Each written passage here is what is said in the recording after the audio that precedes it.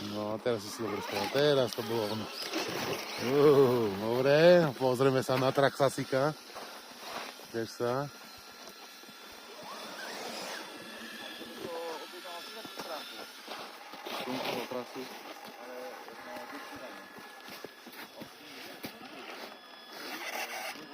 Nádhera.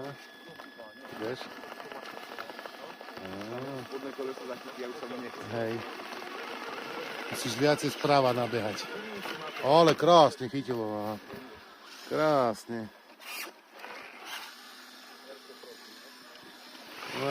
Nádhera. No dobre. Má vystošiť? Okay.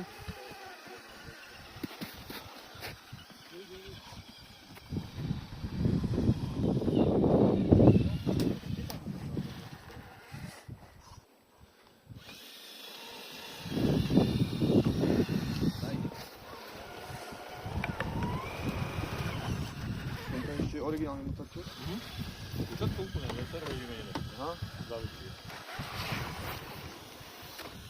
To bol krásne.